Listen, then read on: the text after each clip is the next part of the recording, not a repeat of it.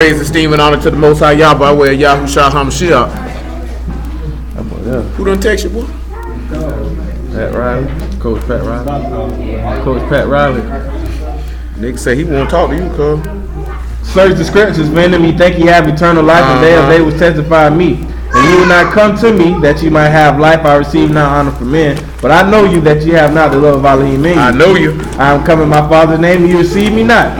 If another shall come in his own name, him ye will receive. How can you believe which receive honor one of another, and seek not the honor that cometh from Elohim only? Yep.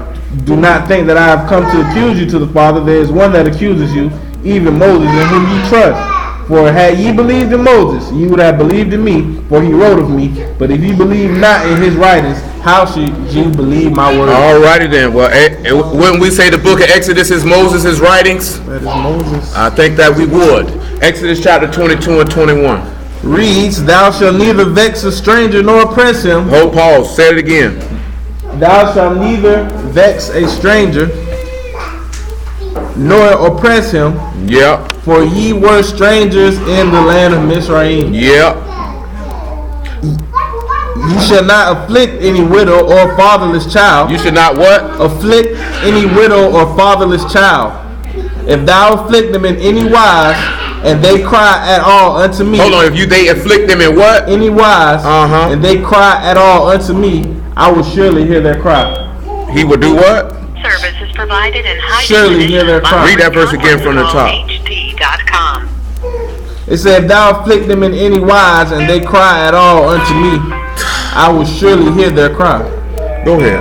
And my wrath shall wax hot, and I will kill you with the sword, and your wives shall be widows, and your children fatherless. If thou lend money to any of my people that is poor by thee, thou shalt not. That's good. That's good. This nigga just threw me off. So let's look at the first thing. He says, do not oppress or afflict any stranger. Do y'all know the Hebrew? Who knows the Hebrew word for stranger and what it would mean? No, it's not going on that one. No. The word is ger. It simply means someone who is a stranger, a foreigner who does not have inherited rights. Like Gershon. Exactly. They don't have inherited rights. So let's look at something about a stranger and not afflicting nor oppressing a stranger because you were a stranger. Let's go to Job chapter 19. Pick me up at verse 10. Job 19 and 10. Bless you.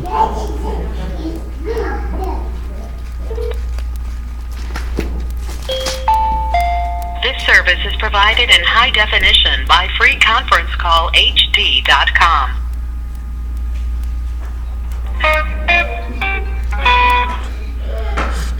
Job 19 and 10. He have destroyed me on every side. He's what? He have destroyed me on every side, and I am gone. And my hope hath he removed like a tree. It said he hath also kindled his wrath against me, and he has counted me unto as one of his enemies. Yeah. His troops come together and raise up their way against me, and encamp around my tabernacle. Yeah. He hath put my brethren far from me, and my acquaintance are very estranged from me. Yeah. My kinsfolk have failed, and my familiar friends have forgotten me. They forgot me. But look at verse 15. They that dwell in my house, and my maids count me for a stranger. They count him for what? A stranger. They count him for what? A stranger. And what else? I am an alien in their sight. They're what? An alien in their sight. Now what do you think this could mean? Or what you just looked at? Who did he say counted him for a stranger? Read it to him again. Who counted him for a stranger? My familiar friends have forgotten me. They that dwell in my house and my maids count me for a stranger. They that dwell in my house have counted me for a stranger. Now the law just said that you should not afflict or oppress a stranger. Does anybody have any idea what this passage could be talking about? Besides the passage before that said a troop has been circled me. You know what it said? Read that verse again where it say about a troop been circled. At verse 12 it said his troops come together and raise their way against me and encamp round about my tabernacle. They encamp around about my home. It said he had put my brethren far from me, and my brethren done left me, and my acquaintance are verily estranged from me. And anyone who I'm acquainted with are separated from me. Now the law says do not do what? Do not vex a stranger or oppress him. You know what it means to vex someone, correct? Are y'all aware what it means to vex somebody? Make it hard for him, oppress him. Now, vexing one is to make them angry. When somebody say I'm vexed, they're highly displeased, to say the least. We can look at the Hebrew definition for it. Swing me to John chapter 8, probably about verse 14.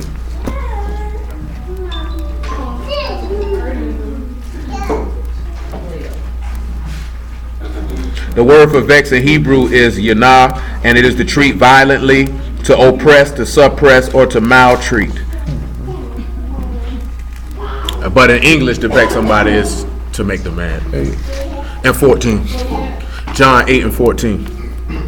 It says, Yahushua answered and said unto them, though I bear record of myself, yet my record is true. For I know whence I came and whither I go, but ye cannot tell whence I come or whither I go. You judge after the flesh, and I judge no man. ht.com. Please announce. Dang, I hung up on the nigga on accident. Go ahead. And yet if I judge, my judgment is true. Batman, get me where you say I'm not of this world. That's what I want. That's what I came in for.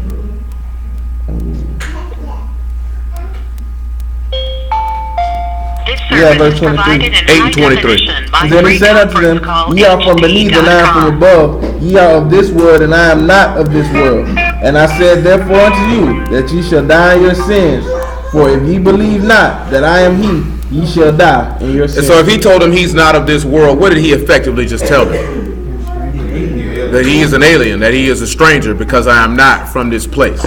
You know what I'm saying? And we have to look at that, because they said he came into his own received him not. Going to get me John 1, man, probably about verse 5.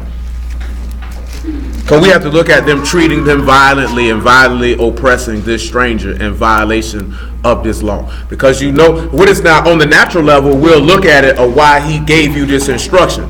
Because the instruction is coming from how you were treated in Egypt and Mizraim. You will not do this in this land. You're not going to do that.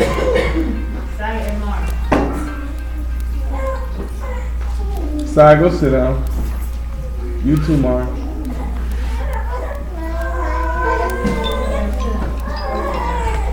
We at John chapter 1, verse 4. John 1. 4. I said 5. 5. Dang, this nigga here. It says, and the light shineth in darkness, and the darkness comprehended not. There was a man sent from Elohim, his name was John. The same came for a witness, to bear witness of the light, that all men through him might believe. He was not that light, but was sent to bear witness of that light. That was the true light, which lighteth every man that cometh into the world. He was in the world, and the world was made by him, and the world knew him not. He came into his own, and his own received him. Now he created this world. Did he create it for himself?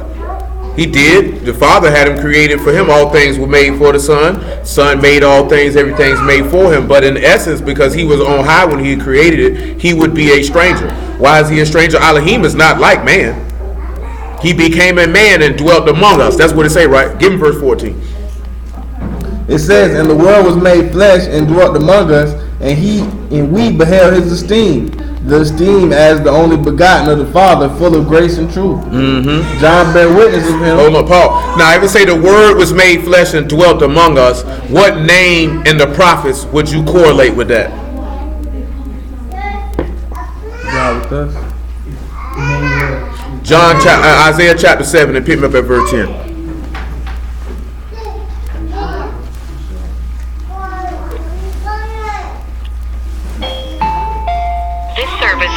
In high definition by free conference call ht.com.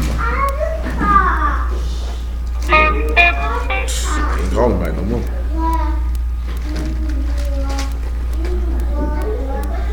Isaiah 7 and 10. It says, moreover, Yahuwah spoke unto again to Ahaz, saying, as the sign of Yahuwah thy Elohim, ask it either in the death. I'm asking y'all a question. Who in here remembers when we looked at King Ahaz? Who remembers him? Who knows who he is? King Ahaz.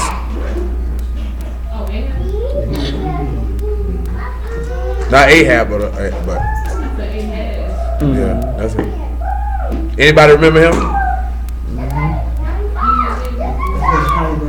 Was he righteous or was he wicked?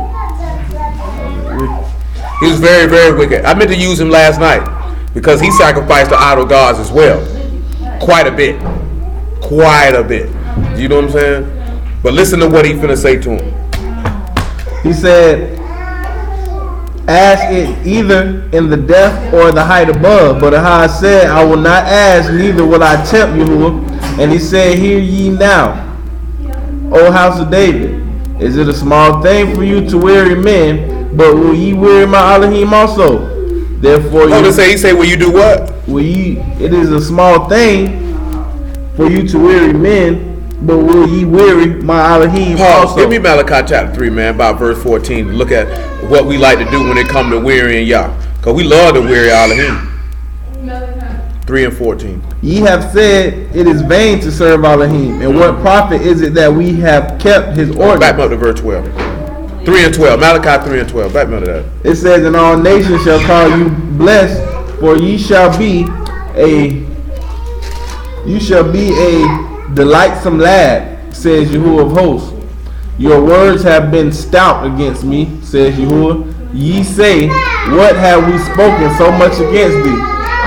Ye have said it is vain to serve Elohim.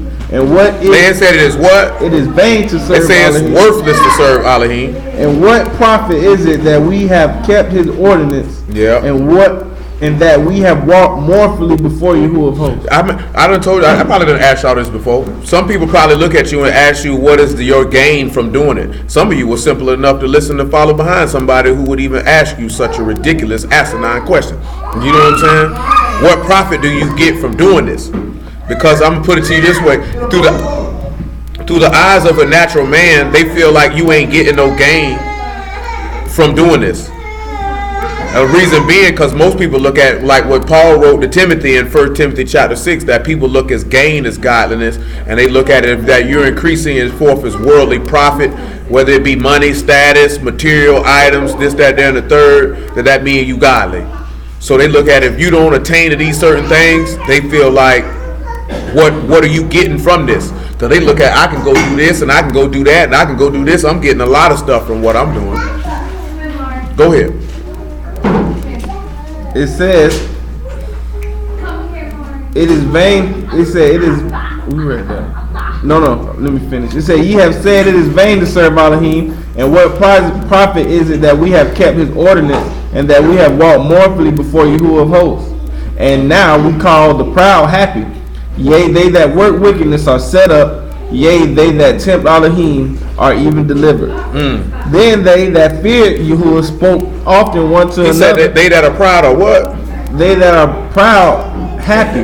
They call those that are proud blessed. Go ahead.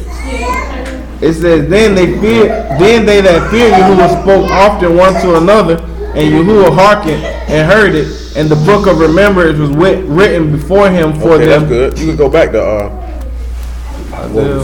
Isaiah chapter 7. That's how we weary Elohim. Some of them like this here. Sometimes we weary Elohim, but like what Paul wrote about, don't weary the Ruach HaKadosh to your signing, because it's to your sealing, because there's a lot of stuff we do where we worrying and troubling this man, and it's close to irking his nerves. But especially how we love to give benefit and profit to the wicked. He definitely has a problem with that. Or telling people that it's all right that you could be wicked and it's okay and it's cool. You know, God still loves you. He'll do this here. It doesn't matter. Go ahead. Yeah, Isaiah chapter 7. And we are at verse 14. It said, therefore, Yahuwah himself shall give you a sign. Behold, a virgin shall conceive and bear a son, and call his name Emmanuel. Butter and honey shall he eat, that he may know to refuse the evil and choose the good. Pause. Did anybody remember what tribe name means, Dwell? It is Zebulon. You know what I'm saying? It's just to consider that, because he's sitting here telling you that if any stranger is amongst you, you cannot oppress him or vex him. You can't treat him violently. This is what he's telling you. Why is he telling you this? Let's go back and let's look at Exodus chapter 2 and look at verse 22. What is the main key thing that everybody knows that the Egyptians were doing to us during that captivity? That's written in his book. Killing our kids. Killing them children. You know what I'm saying?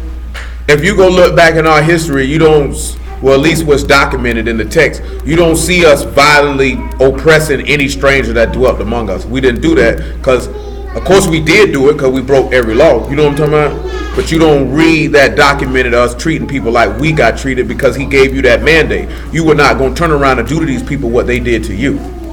You know what I'm saying? But they turned around and did that to Mashiach, though. Because he was a stranger, as we done already established, and they treated him violently, and they oppressed him.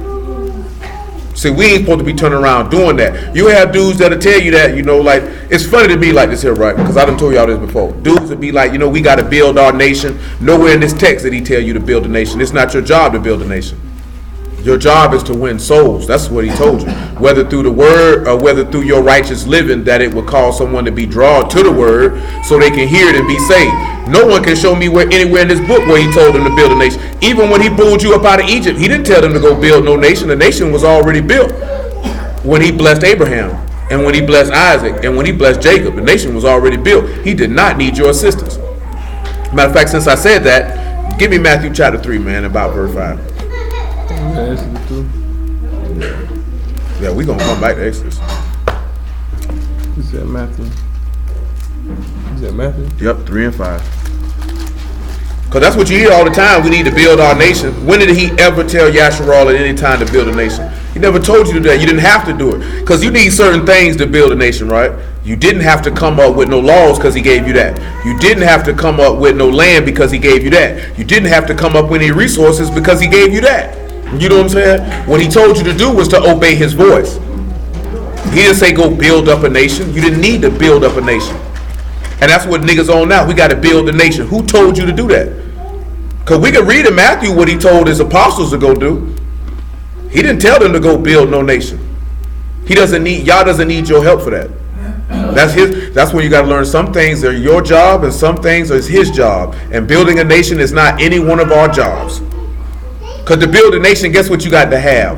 A land. You have to have a place to go. You don't have a place to go.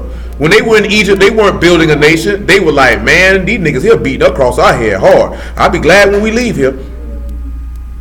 They didn't sit back and say, we got to build our own schools and our own. They didn't do that. When they were in Babylon, they didn't do that. Am I lying though? I'm just saying what the book say. I ain't trying to like this here to be like, say a nigga be like, oh, that nigga cooning. Well, I guess y'all cooning then, nigga, because that's where it come from. Because they didn't do that. That man told them, y'all sit back for 70 years, build you some houses, and chill out, because in 70 years, I'm going to come get you. And guess what happened after 70 years? He made Darius tell them people go home.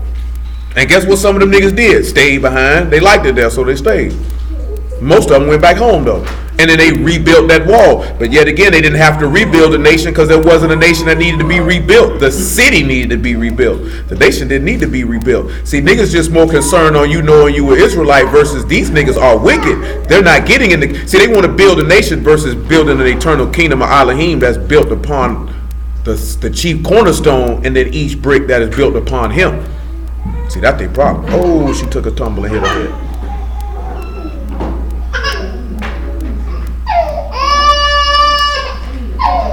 Come on, Matthew 3 and 5. It says, then went out to Jerusalem and all of Yehuda and all the regions right about the Jordan, and were baptized of him in the Jordan, confessing their sins. But when he saw many of the Pharisees and Sadducees come, what did he say to them? He said unto them, O generation of vipers. Generation of what? Of vipers. What else? Who have warned you to flee from the wrath to come? Did he say, come, let's build a nation? Or did he say, who told you to flee from the wrath to come? What's the next thing he told them? He said, bring forth, therefore, fruits, meet for repentance. He told them to change their life. What else did he tell them? And think not to say within yourselves. Don't think what? We have Abraham our father. What? For I say unto you that Elohim is able of these stones to raise up children. So he don't need you to build no nation in. Read that part again, what he told them. Because I think he made it clear that he don't need you to build no nation in there. He said, we have Abraham and our fathers. Don't say not within yourselves that we have Abraham as our father. For I say unto you that Elohim is able of these stones to raise up children unto Abraham. That's a strong statement that he made it. And when you say, he told them, don't turn around and say you from Abraham's seed, because he said y'all can make kids out of rocks for Abraham. So I don't need you to build no nation. What I need you to do is bring forth fruits meet for repentance. It's funny how a lot of dudes who scream that overlook these places. Nowhere in this text do you see him say, go build me a nation. Does he ever say that? Let's look at Matthew 28 and 18, and let's look at what he told them to do. See, you can get caught up with the wrong thing and miss the whole point of the book. Is there anything wrong with having schools and hospitals and funds that take care of your people? Absolutely not. But if you think you're going to build up a governmental system while you're in exile, clearly you have missed the entire point of what that man was trying to teach you. Do you know what I'm saying? And clearly you just, and to be honest with you though, clearly niggas do not want to take on the sufferings of Yahushua. They want to skirt that at every chance and corner that they get. So when it actually get really real, like I wonder what these niggas think what's going to happen when this man take over the whole earth, and you think he just going to let you niggas just get on by and do this here. I seen some niggas, what you niggas going to do when the lights go out? Whoever said the lights were going out? The text don't tell you niggas going to be living like savages and nomads. You know what I'm saying? The book don't tell you that. Because we talked about that recently, didn't we? That man said y'all gonna be eating and drinking and giving into marriage and getting married. That don't sound like to me niggas gonna be around here talking about we gotta live off the land, brother. We gotta live here. And sound like you niggas gonna be chilling, doing what it is that you do, just under harsh oppression in the midst of it. You know what I'm saying? That if you don't serve the beast, you gonna get killed or locked up. You know what I'm saying? But people who are already living like that not gonna look at that as oppression. Absolutely not. They're not going to look at it as oppression because they're going to look at it as oppression because they're going to be seeing people get knocked off and they're going to be like, well, shoot. You know, people getting killed is a strong motivator. It's a strong motivator to to modify your behavior. You know what I'm saying? Which, for lack of a better example, that's why you seen the president come out and say, hey, man, if these niggas won't stand, fire them. Because they looking at it, if these people, if you see certain people get fired, especially a high profile player, then that's a strong motivator to get you niggas to do what I want you to do. Which is why they beat you with whips in front of the other slaves, or hung you in front of the other slaves, or beat your wife's stomach till the fetus came out and stepped on his head, because this is a strong motivator to get you to do what I want you to do. You know what I'm saying? Because if you see that, you're going to be like, I ain't messing with him. You know what I'm saying? And that's all it is. When people see that, they go, oh no, I don't know no y'all, no Yahushua, I don't know nothing about that. Nah, holy. Teach me your ways, sir. Teach me your ways. You know what I'm saying? But I just be looking at where does it say in the text to how people, what you gonna do when the economy collapse? Okay, they're gonna collapse the economy and replace it with another currency for things to continue on as it's doing because they want to merge every government and make them one. So that this man can control it, no different than what it was during the time of Babylon, because Nebuchadnezzar had rule over the whole earth. This is not a new concept. It's no different than when basically, for all intents and purposes, Pharaoh had rule over the whole earth. You know what I'm saying? That is not a new concept that one man ruled the known world. That's not a new concept. You know what I'm saying? Niggas try to make it the Illuminati this, they try to make it, this is not, the book already tell you this. Because let's look at when they were in Babylon, when Nebuchadnezzar had rule. Were these people living like savages and nomads? No, they were not. They were going about their daily lives. And if they didn't want to bow down when he blew the flute and the cornet, then you got killed. But niggas wasn't right about, we ain't got no food. We ain't got no lights. You got to learn to live off the land. You ain't going to learn, you're going to take your black behind the work like you've been doing. Do you know what I'm saying? Yeah, you know it's going to be. So niggas just be, watch too many videos about stuff that ain't got nothing to do with what the book actually says. You know what I'm saying? Or watch too many movies. That's the one thing I tell you, right? They do put truth in movies and TV, but a lot of that stuff they be putting in there, that's just to have you scared for events that y'all say will come. You know what I'm saying? He never said no big old storm was going to wipe out the whole earth and everybody was going to be dead. He never said that was going to happen. You read it anywhere that's going to happen. Because if that happens, then he lied if he say he flood the whole earth. You know what I'm saying? He said he never do that again. So if he turn around and regardless of how they pull it off, if that happens, y'all went against his own word. Because no man can do anything unless y'all allow it. I don't care what they build. You know what I'm saying? You can say they got harp and they can do this and do that. It don't matter. They can't do nothing that y'all don't let them do. Because at the end of the day, they don't control nothing. I don't care what machine you make. They could try to make it rain all they want and y'all can say don't rain. And guess what's not going to happen? It's not going to rain. You know what I'm saying? I don't think when niggas get that, they can control the weather. They can't control nothing. Because y'all can make the whole earth stop moving if he want. He can make the whole earth move if he want. He can make the sun and moon explode if he want. And that's where we have to start ascribing greatness to our Elohim and stop giving credit to men, because men can do nothing because they are a man. How can the created be better than the creator? That doesn't make any sense. You know what I'm saying? And we give creation way more credit than we actually give the Creator. And that is retarded. Continue on, sir. Read that verse again in Matthew, and then we will proceed back to Exodus chapter 2. I just want that to be back on that one more time. That's all. The last verse you read in Matthew when he said, I can raise up children out of these stones. Yeah.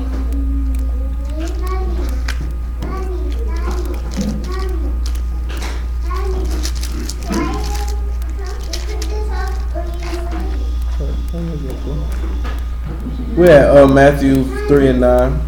It says, and think not within yourselves that we have Abraham to our fathers, for I say unto you that Elohim is able of these stones to raise up children unto Abraham. Now let's read Matthew 28 and 18. Just for that reminder, he didn't tell you to raise, he didn't tell you to build no nation.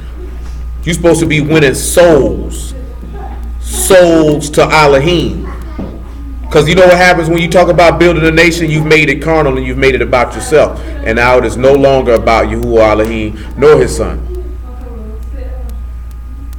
Go ahead. And Yahushua came and spake unto them, saying, all power is given unto me in Shamahim and Nerats. Go ye therefore and teach all nations. Do what? Go forth and teach all nations. Baptize them in the name of the Father, of the Son, and of the Ruach HaKodesh, teaching them to observe all things whatsoever I have commanded you. And lo, I am with you always, even unto the end of the world. Amen. That's all you're supposed to be doing. Before we go any further, get me Ephesians chapter 2 and verse 15. So at the end of the day, you're supposed to be building a spiritual house for Elohim, not building a nation. That's carnal. You know what I'm saying? Because like I say, we can look at the examples. When your forefathers were strangers and nomads in the earth, specifically Abraham, Isaac, and Jacob, their concern was not about building a nation. That wasn't their concern. You know what I'm saying? Their concern was serving their Elohim till he fulfilled the promise that he made to them. That's their only concern, War. Go ahead. Ephesians 2 and 15.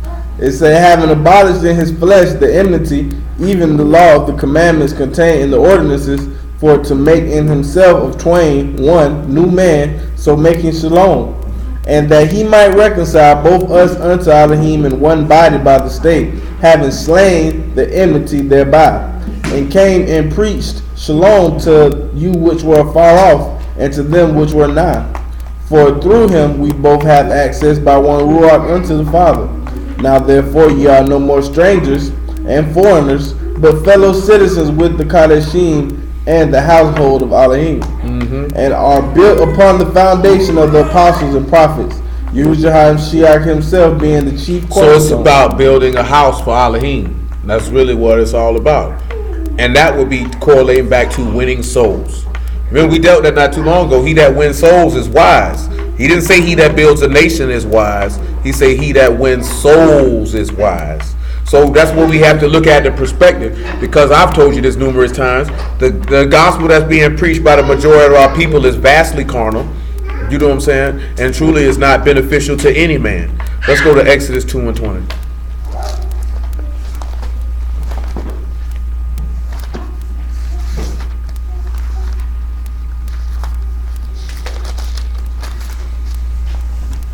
It says, and he said unto his daughters, where is he? Why is it that ye have left the man? Call him, and that he may eat bread. And Moses was content to dwell with the man, and he gave Moses the form of his daughter. And she bare him a son, and called his name Gershom. Sir? Make that one. You definitely not reading. Exodus 2 and 20? Yeah, go ahead. I was a little too high. Go ahead. It says, she bare him a son, and called his name Gershom, for he said, I have been a stranger in a strange land. And it came to pass in process of time that the king of Egypt died, and the children of Yasharel sighed by reason of their bondage, and they cried, and their cry came upon Elohim by reason of the bondage. And Elohim heard their groanings, and Elohim remembered his covenant with Abraham and with Isaac and with Jacob. And Elohim looked upon the children of Yasharel, and Elohim had respect unto them. Now he said they heard their groaning by reason of their bondage. Can anybody think of some of the things that they suffered while they were there? Outside, we mentioned one with the killing of the children. But can anybody think of anything that the text says that they suffered while they were there? Yeah. They were definitely being vexed. They were definitely being violently oppressed and treated violently on a regular basis. We also see that there because what caused Moses to go on the run? Killed the man. But why did he kill the man? They were oppressing his brother. Because he seen him vexing his brother. So he slew him so he could to cut the oppression. Now I've dealt with this, but it was a long time ago. Can anybody think of the spiritual connotation of what is that referring to? What?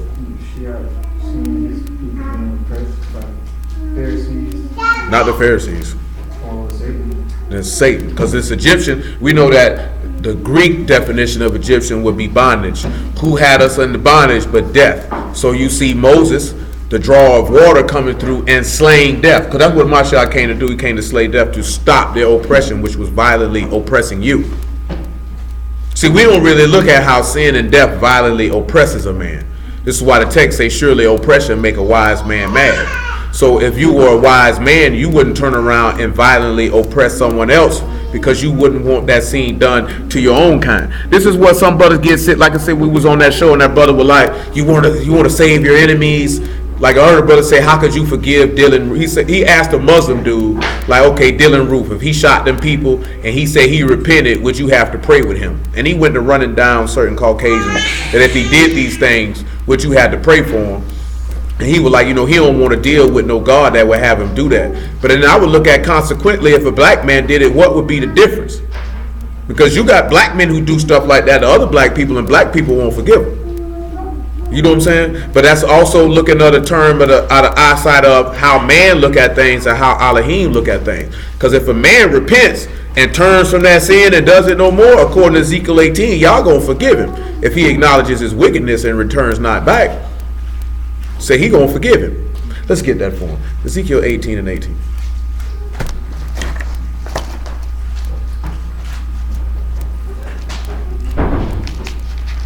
It's not crazy because they won't be happy to go to the bathroom when they're at the house. It says, as for his father, because he cruelly spoiled his brother by violence. He spoiled his brother by what? By violence. Mm-hmm. And did that which is not good among his people. Lo, even he shall die in his iniquity. Go ahead. Yet say ye, why does not the son bear the iniquity of the father? When the son have done that which is lawful and right, and have kept all my statutes and have done them, he shall surely live. The reason I mentioned this too, I seen a brother say that the parents will be responsible for what the children do. No, you will not. Ain't none one of y'all gonna go to hell for what your kids do. Just like ain't none of y'all gonna go to hell for what your parents did. The book tell you that in Deuteronomy chapter 24. The son shall not be put to death for the sins of the father, nor the father put to death for the sins of the son. But every man will be put to death for his own iniquity. You're gonna perish for what you do. You know what I'm talking about? You're not responsible for what your children do. How can you be responsible for the actions of another person? I can't stop this person from doing anything. You know what I'm saying? All you can do is give them a warning and an exhortation and an admonition, but you can't. How many of y'all parents could stop y'all from doing anything if you had to made your mind up that's what you were going to do? Not damn one of you. You know what I'm saying? You went and did what it was you were going to do, and that was the end of it. So just keep that in mind. I know people say that. I would hope y'all already knew that you can't go to hell for that. But clearly people believe that you're responsible for your children's behavior. Go ahead, sir. 20. It says, the soul that sinneth it shall die. The son shall not bear the iniquity of the father, neither shall the father bear the iniquity of the son. Yep. The righteousness of the righteous shall be upon him, and the wickedness of the wicked shall be upon him. Yep. But if the wicked will turn from all his sins that he committed, and keep my statutes and do that which is lawful and right, he shall surely live, he shall not die. All his transgressions that he has committed, they shall not be mentioned unto him, and his righteousness that he have done, he shall live. What did he say after that? Have I any pleasure at all that the wicked should die? Does he have any what? Pleasure at all that the wicked should die? I don't know what these people get that this man got pleasure in that. Go ahead. Says Yahuwah Elohim, and not that he should return his ways and live. But when the righteous turn away from his righteousness. That's good right there. So when you turn around and you look at it, let's look at an example of Yahusha not violently oppressing a stranger. Can anybody think of an example of that? We're going to read Luke 4 and 24 first, though. Can anybody think of an example of Yahusha not oppressing or vexing a stranger? Yeah. Yeah. Those are correct. So give me Luke 4 and 24 first. It says, and he said, verily I say unto you, no prophet is accepted in his own country. But I tell you the truth, that many widows were in Yasharal in the day of Elijah, when Shamahin was shut up 3 years and 6 months, and the great famine was throughout all the land. And unto none of them was Elijah sent, save unto Sarepta and the city of Sidon, unto the woman that was a widow. And many lepers were in Yasharal in the times of Elijah the prophet, and none of them was cleansed except Naaman the Syrian. Yeah. And all they in the synagogue, when they heard these things, were filled with wrath. Yep. It says, and rose up and thrust him out of the city, and led him into the brow of the hill whereon their city was built, that they might cast him down headlong. Go ahead. But he passed through the midst. That's good. You notice how he said that the strangers would be a little bit more readily accept you than your own kind. And he gave examples out of the text, and they wanted to kill him. Because you know who Naaman the Syrian is, right? That's the man that Elisha healed. And you know that woman they talking about is that woman whose house that Elijah went to, and they ate them unleavened cakes. He could have sent him to any other person, but he sent her to that woman. He could have sent. There were plenty of lepers in Yasharal at that time, but he sent Naaman. So when dudes say these things, they just be talking. You know what I'm saying? Because the text does not back that up. You don't violently vex and oppress the stranger. Now the thing that it says that oh no, we got to pause on that one. Give me that Matthew 26 real quick, man. Verse 44, so you can see them surrounding his tabernacle and violently treating the stranger. And then we'll deal with the fatherless and the widow. It says, and he left them and went away again and prayed the third time, saying the same words. Then cometh his disciples and said unto him, sleep on now and take your rest. Behold, the hour is at hand that the Son of Man is betrayed into the hands of sinners. Arise, let us be going. Behold, he is at hand that doth betray me. And while he yet spoke, lo, Yehuda, one of the 12, came with him a great multitude with swords and staves from the chief priests and elders of the people. Now he that betrayed him gave them a sign, saying, whomsoever I shall kiss, that same is he, hold him fast. And forthwith he came to Yahusha and said, hail, master, and kissed him. And Yahusha said unto him, friend, wherefore art thou come? And then they came and laid hands on Yahusha and took him. And behold, one of them which were with Yahusha stretched out his hand and drew his sword and struck the servant of the high priest and smote off his ear. And Yahusha said unto him, put up again thy sword unto his place, for all they that take the sword shall perish with the sword. Thinkest thou that I cannot pray to my Father? You see how they all surrounded his tabernacle? Go ahead. And he came, and he shall come presently, give me more than 12 legions of Malakim. And how then shall scripture be fulfilled, that thus it must be? And that same hour Yahushua said to the multitudes, are ye come out as against a thief with swords and staves for taking me? I sat daily with you, teaching you in the temple, and ye laid no hold on me. No hold. But all this was done, that scriptures and prophets might be fulfilled. Then all the disciples forsook him and fled. They did what? Forsook him and fled. Did they say they all treated him like a stranger in Job? Left him behind, act like they ain't even know him. Estranged from me. Estranged. And they separated themselves from him. Now, we're not going to read the examples because we have to move forward, but I'm going to ask you what the examples are, because it said not to violently oppress the stranger. So what is some of the violence that they performed against this man? Outside of them crucifying him. You know what I'm saying? What is some of the violence what are some of the violent acts that they did to him? Like violent, Physical violence. Yeah, but that was one of them. But they slapped him after that, though. They run his garments towards beard. You know, they snatched his beard out of his face. Crown on him. They put that blindfold over him and spit in his face. Slapped him in his face when he had the blind. See, the slapping you talking about is before they even got him in the judgment hall and condemned him. You know what I'm talking about? They hit him upside the head with that reed. You know what I'm talking about? They also stoned him. They put that crown of thorns on his head. You know what I'm saying? They treated him very, very violently, long before they even threw him on the stake. And they made him carry that big behind tree on his shoulder in the first place. You know what I'm saying? So it's an example of how these people violated the law. Because you got to look at something, right? Stranger means somebody without an inherited right.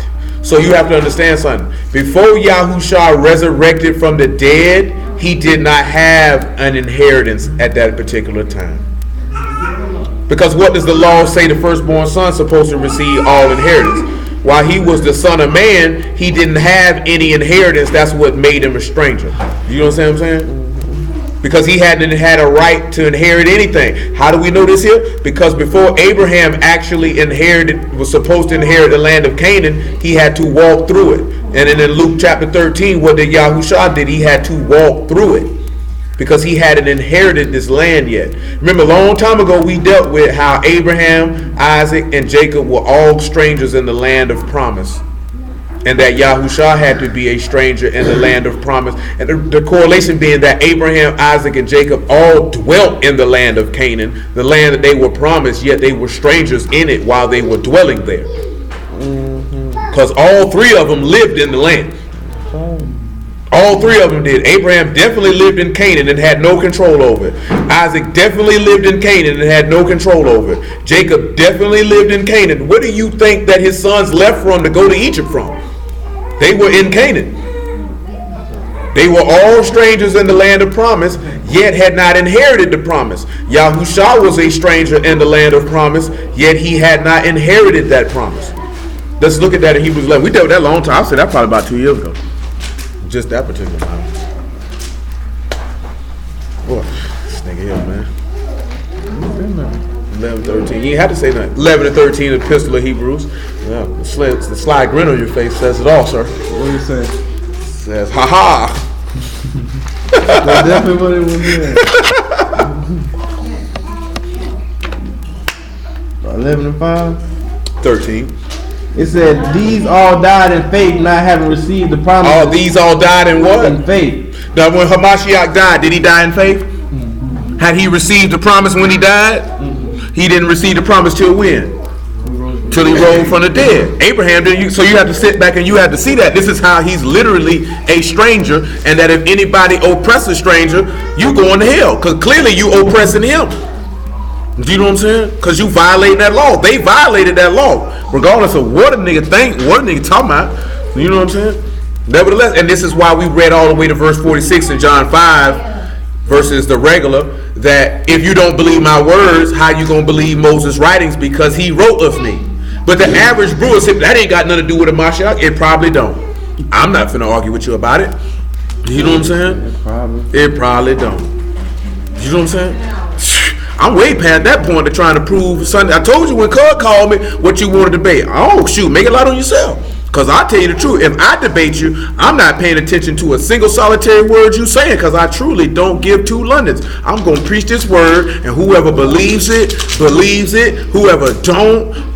You know what I'm talking about? Because I could care less what you talking about. And the couple times I did it, I definitely did not pay attention to anything. I'm talking about I walked off from the phone. Oh, it's my turn now? Okay. Like, and them dudes could tell I was not listening to them. I don't care what you got to say. You know what I'm saying? I know what this book say. That might sound proud and arrogant to others, but I know what the text says, so why do I even care what you got to say? You know what I'm saying? You trying to debate me about a woman can preach. I know the book say you can't do that, so why would I even listen to you? I am going to be officially dumber at the end of hearing you talk than what I was before you began speaking. I gotta you listen to a little bit of it when Cud wanted to debate me about the lake of fire, and you can tell I was not listening to him because I don't never rebut back the points that the niggas be making. You know what I'm saying? So that you can tell from that alone, I'm not listening to you. We gonna see what this word say, and that's what dude's problem is when they debate, is they more concerned with winning the debate.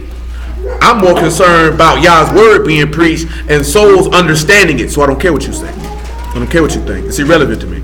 You know what I'm saying? If you right, praise the Lamb. I feel like Jeremiah. Let Yah bring it to pass. Let it be true, my nigga. But if you're wrong, you're going to hell. And I have no problem saying that. Which, you know, a lot of people don't like to say that. How you going to condemn me? I didn't condemn you anywhere. So clearly you know in your heart you're wrong. Because I said if you're wrong. That means that's a 50-50 toss-up. Because I also said it, if I'm wrong, I'm going to hell. That's what I told him to do. I say, bro, if y'all said a woman can preach and I'm saying she can't, then I said what he said is good is evil and I ought to go to hell for it. But if you saying that what he said is wrong is good, then you ought to go to hell for it. Don't get no realer than that. I'm not excluding myself from the equation. But nevertheless, keep on rolling. I don't even want to tell you what my cousin said. My cousin said Yah's not his name. You know what he say his name is? I wish I was being funny, but I'm not.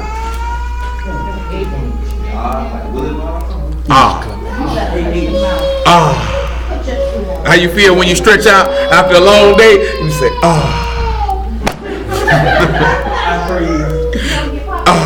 That's why they say amen. I'm dead serious though. That little nigga really did put up there that Yah's name. He talking about Yah. You calling on false principalities and darknesses, and the name of Yah is the devil, and his name is Ah. You know what I think about all this? A-H. I haven't heard the Ah.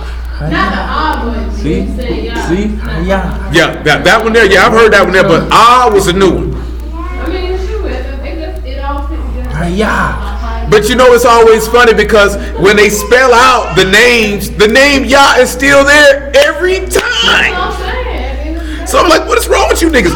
I want to know what type of drugs you using or what type of water you're drinking so I can stay away from it. I don't want to eat the food you're eating because clearly it's messing with your brain cells. Because you're on a whole nother level of It ain't stupid. even that. I don't think it's nothing that they eat. Oh, it's something they eat. It just ain't natural food. It's just they sins just got them. My cousin also stated this here, and I was going to say something to him, but he got so offended by the last time I said something to him that I ain't saying nothing to him. He's saying that they got truth mixed with lies because Isaiah 53 says that he would be not esteemed and a man acquainted with sorrows and full of grief, and then throwing up the scripts where it say the people followed him around. Now you just said that the word of Yahuwah is truth mixed with lies, because clearly you're overlooking the part where it said this man was exceedingly sorrowful even unto death, and that he was of great grief, and when he was being stricken and oppressed, everybody turned their head. Without the dealing with the fact of which we ain't even touching, let's deal with the fact that they oppressed this man every time he worked a miracle. Let's deal with the fact they oppressed this man every time he preached. Let's deal with the fact that these people tried to kill this man on every cut and corner. Every chance they got. Let's deal with the fact these people sat around plotting on how they could kill this man. So I be wondering, what book do you read? This nigga went so far to deal with Isaiah 52 and 3. He said, you have sold yourselves for naught, but you'll be what? Redeemed without what? So he making the statement of, some Babylon stuff. And I told him, I said, look, you need to go read the law. See, this is the reason why we're going through the law. Because we're eventually going to get to that precept. And in that precept is contained is this. But that one there, but also other places that deal with redemption in the law. Even when we looked at the laws of restitution in the law last week, what had to be paid? An animal or some manner of compensation had to be made to make up for the loss. You know what I'm saying? So just like you mentioned, that's Jubilee redemption. But if after a period of time, if you went into debt or things of this nature, you had to pay with money to purchase it back. If you paid a dowry to get a wife, that is a form of redemption. You paid some money to get something. So he's telling you there's no amount of money that you can pay. You sold yourselves for nothing. See, you committed sin for nothing. You sold yourself to death for nothing. But I will buy you back. And you can't offer no, because you know why? Because you can get money and give it to y'all. You think you can bribe him with it. But see, the blood of my son, you can't offer that. See, ain't nothing. So that way you can know it come from Elohim and not yourself, that you think you can save yourself and purchase it yourself. You know what I'm saying? But that's why I told him, you don't know the law. Because if you knew the law, then you wouldn't have opened your mouth and made the statement that you made, because you would have known, I know why y'all said that. Leviticus 25, Leviticus 27, you know what I'm saying? Exodus, whatever. This is why you'd have made the statement. That's why the law is what it is. Exactly. That's why the nigga Acts felt like he could come and buy the Ruach. Because the law, you know what? I can redeem myself. I can get the spirit. Because look at it out of Mizraim. What does he always say? I'm Yahuwah your Elohim that redeemed you from what? The house of bondage. And what did he redeem you with? Blood, not money. You were redeemed without money. Yeah, you were redeemed without money. You sold yourselves for naught, but you were redeemed without money. Because how do we say you sold yourself or not? Because they sold Joseph for nothing. That's what got him down there in the first place. Do you know what I'm saying? That's what got him down there. See, we missed that part of the law. That's what got him down there in the first place. Sin is what got you in Egypt in the first place. Jealousy, envy, and hate. They sold their brother for nothing, and they were bought without money. And right there in the law, if these niggas knew the law, they wouldn't say the stuff that they say. They don't know the law. So niggas just be talking. Niggas just be screaming the law. See, I'm Torah observant. You a Torah liar. That's why they feel like they can buy and work their way in. They don't know that. You know what I'm saying? Yeah. No, they don't know it. That's why they go in here. They really don't know it because they're really not examining it. And this is why Paul wrote to the Galatians that the law is your schoolmaster to bring you to Mashiach. Because if you actually knew it, then you would actually see him, and then you would actually become him. If you actually knew it, you know what I'm saying? But niggas don't actually know it, and then don't let an old rookie nigga feel like he done caught a couple Jews on his own. It's ugly. Cause I done seen nigga do it. I seen a nigga who he could catch that John 20 when he breathed on the apostles as that was Yah breathing on Adam. That nigga threw a Mashiach away probably about a good 8 to 12 months later. You know what I'm saying? And they say that stuff ain't real. That stuff ain't real. He ain't real. I done had a lot of niggas persuade me I used to be just like you. You'll be on this side, your mammy be on that side. You know, your mammy be on that side. The difference between me and you is I ain't you. I ain't you. That's how them niggas be feeling. You'll be back. Because, you know what I'm saying? That's how they be feeling because they had such a hatred for Yahusha. They ain't gonna say hatred. They had such a lack of understanding of the text that they think everybody looks at the text how they look at it. Because there were questions that you couldn't satisfy within your own brain, so you want to put that upon me. So you're not gonna put that upon me. Because praise be to Yah in the name of Yahushua. I know the book. I ain't no rookie. You know what I'm saying? You know, I'm nice with mine. Period. You know what I mean? I'm nice with mine. You know what I'm talking about? Straight up though. So she said, I ain't no rookie. I ain't no rookie. I'm nice with mine. You know what I'm saying? I can hold my own, nigga. You know what I'm talking about? On any platform. I'm talking about I know some Christian preachers that will destroy you. Well, shoot, nigga, make a light on yourself and go get them. I hate when niggas threaten me with that. Oh, please don't go get that nigga. What you mean? You know what I'm talking about? I don't know who the nigga was talking about. He was like he know Christian pastors that would destroy you. I don't know no cocky Christian pastors though. I ain't never met one. Like one that's always ready to go on the spot. That nigga ready to get some cash. I stay ready to go. That's but you know the white dude, James White, he stay ready to go. You remember the dude Vocab Malone I showed you? He wrote a book. Them pastors though? James White is a pastor. I said most of them, like they be humble because like nigga, you look at my resume, look at my church. Yeah, that's how they feel. You know what I'm saying? I study Greek. I read Greek. So they ain't really gotta say much. Right? Yeah, they got it now. Some of them feel like that, like who? Because you gotta understand. I just explained this a little the other day. People have debates misconstrued. Debates is not who is factual. Debates are not about who's right and who's wrong. A debate is about persuading an individual to your argument, irregardless if it's factually based or not. Because that's what a courtroom is about. A trial is not about guilt or innocence. It's about can the prosecutor or the defense attorney persuade these people sitting in this jury box to see it my way.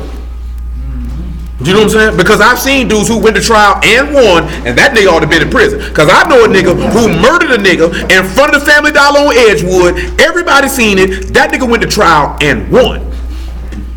You know what I'm saying? And there are niggas who that nigga did not do that, and that nigga went to trial and lost. Do you know what I'm saying? Because the judge has nothing to do with a trial. That's the first thing you got to understand. He has nothing to do with it. All he is there is to officiate and to quote unquote keep things fair.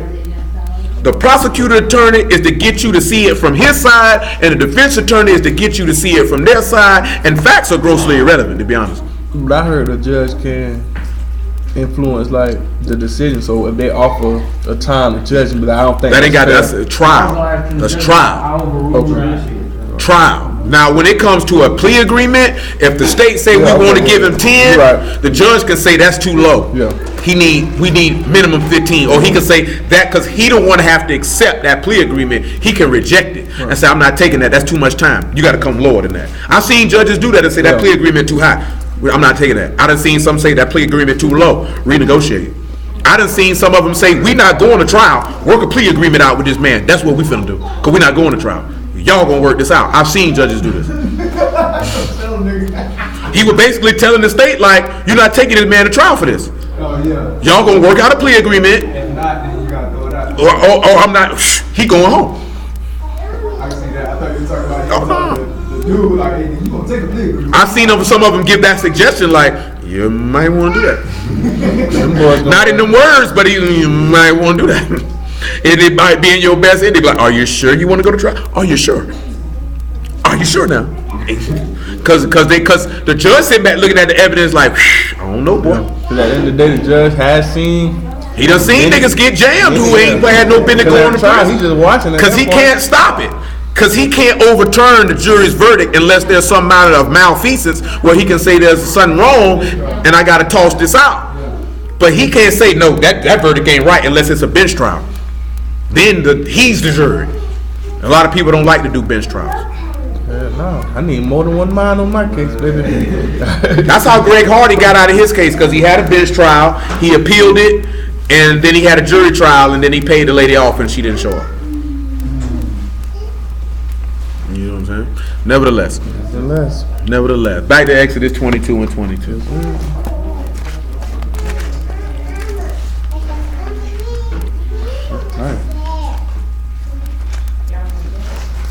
Let's look at old widow. Good old widow. You got some bruises, be quick to scream, I'm a widow, nigga, your husband's still alive, nigga. That nigga stay around the corner. You talking about, I'm a widow woman. Stop lying, that nigga still alive. Just because you divorced that nigga don't make you no widow. Nigga, you married. You be like, hey boy, Bruce smoke rocks. Spiritual rights. Shoot, there's a lot of stuff them niggas say don't make sense. Sadly. Ye shall not afflict any widow. You shall not what? Afflict any widow. Or who else? Or father this Don't child. you do it? Go ahead. It said, if thou afflict them in any wise. If you afflict them in any way. And they cry out unto me. I will surely hear their cry. I'm going to hear it. It says, and my wrath shall wax hot, and I shall kill you with the sword. Woo! And your wives shall be widows, and your children fathers. Now the word for afflict in this verse is to be busy with, oppressed, to humble, to be bowed down, to be depressed, to be downcast, to be mishandled, to be humiliated, and all that. So he said, if you humiliate any widow, woman, or fatherless child, he said he's going to murk you. And what he said your wives will be? Widows. And your children will be what? Father. That's hard right there. That's right. And it's right. Because guess what I take you back to? Eye for an eye. That's what I heard the nigga said on the show. Our law say eye for eye, tooth for tooth. Nigga, don't try to swing that to no Gentile nigga. He was talking about you doing that to your own kind, nigga. You old niggas don't do that. You quick to scream you want to kill a cracker, but when a nigga go do all that rampage, see, that's my brother. You don't want no eye for eye, tooth for tooth when it's a nigga now. That's unjust judgment, false balance, and abomination before y'all. And they full of that. Full of it. You know what I'm saying? Don't turn around and tell me I ain't got to forgive no white man. Well, you better. I ain't got to forgive this nigga here neither then. That I had a nigga actually, the brother on the show actually asked, are people able to forgive anyone? I told him straight up, now, yeah, niggas can forgive anybody they want to. They just don't want to. You know what I'm talking about? Don't tell me you can't. He's talking about, I can't forgive. Well, you got to go to hell then.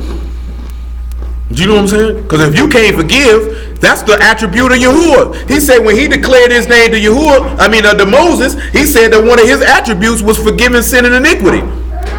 Forgiveness is a byproduct of what? Mercy. Mercy is an attribute of Yahuwah. So if you can't forgive, that means you ain't got no mercy. And he said that what did he require from a man but to do justice and to do mercy, which means that you would have to be able to have the root of forgiveness in you.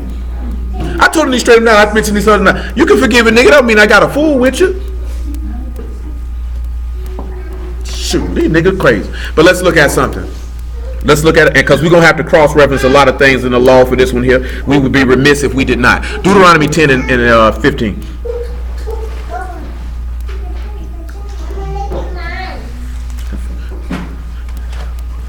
Now we're going to play the widow a little different. We're gonna play the widow a little different. Just a little different. Only Yahuwah had a delight in the fathers to love them. Only who? Yahuwah had a delight in the fathers to love them. And he chose their seed after them, even you above all people, until as it is this day. As it is this day. Circumcise therefore the foreskin of your heart, and be no more stiff-necked. For Yahuwah your Elohim is the Elohim of Elohim, and masters of masters, the great Elohim, mighty and terrible, which regardeth not person nor take reward. He does execute judgment, the fatherless and the widow. He sucks to execute judgment for who? Of the fatherless and the widow. So this is what Yah say he do. He executes judgment for the fatherless and the widow. And love the stranger. And he loved the stranger. And giving him food and raiment. And giving him what? Food and raiment. So he said, I give him something to eat and some clothes. That's how much I love the stranger. So if we looked at it on the spiritual aspect, what is the food and raiment he giving the stranger? He giving him the body of Mashiach and the Ruach HaKodesh. Let's turn around and let's see him giving him the Ruach HaKodesh. Can we get Acts chapter 10, sir, please? Probably about verse 44. And we know he said he loved the stranger because he said, this is my beloved son in whom I'm well pleased, while he was a stranger in a strange land. Because he was definitely Gershom. He was birthed as a stranger in a strange land. I don't know this place. I ain't never been here before. While Peter yet spoke these words, the Ruach HaKodesh fell on them that heard the word. And they of the circumcision which believed were astonished. And as many as came with Peter, because that on the Gentiles also was poured out the gift of the Ruach. That's what these niggas be telling a lot. That ain't no Gentile with no Israelite with no Gentile frame of mind. Why would they be astonished that an Israelite received the Ruach? That doesn't make sense. Listen to the next thing he said. It says, for they heard them speak with tongues and magnify Elohim. Then answered Peter, can a man forbid water that these should not be baptized, which have received the Ruach HaKodesh as well as we? And he commanded them to baptize in the name of the Master. Then prayed they him to see the relevance is this is that she tough. Way to eat it, baby. Way to eat it. She tough. But the point of it is this: is that that when it said the circumcision, there was no difference between Hellenized Jew and Jew. Circumcision is those who are of the stock of Abraham, Isaac, and Jacob completely. If you line it up, rightly dividing the word. That's what people don't like to do. They don't like to rightly divide the word. You might want to pick that up. Nevertheless, let's look at the next thing with that. Let's look at Leviticus 21 and 13.